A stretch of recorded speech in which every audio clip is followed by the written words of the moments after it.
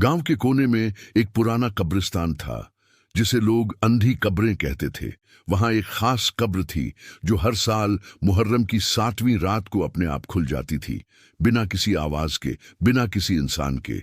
गांव वाले इसे मनहूस मानते थे और उस रात कब्रिस्तान से दूर रहते थे। रफीकत एक नौजवान छात्र था जिसे रहस्यों की खोज का शौक था। उसे इन बातों पर यकीन नहीं था। उसने तय किया कि इस साल वह कब्रिस्तान जाकर खुद देखेगा कि सच्चाई क्या है।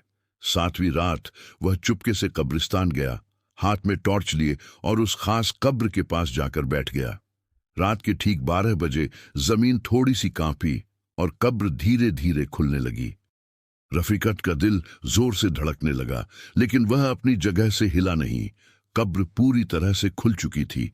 अंदर घना अंधेरा था, लेकिन जैसे ही उसने टॉर्च की रोशनी डाली, उसे एक जवान लड़की की लाश दिखी, जिसका जिस्म सड़ा हुआ नहीं था बल्कि ताजा था, जैसे अभी अभी दफनाया गया हो।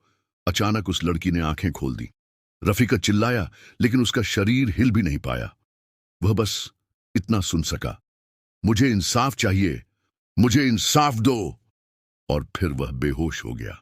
सुबह जब गांव वाले कब्रिस्तान पहुंचे, कब्र बंद थी और रफीकत पागल हो चुका था।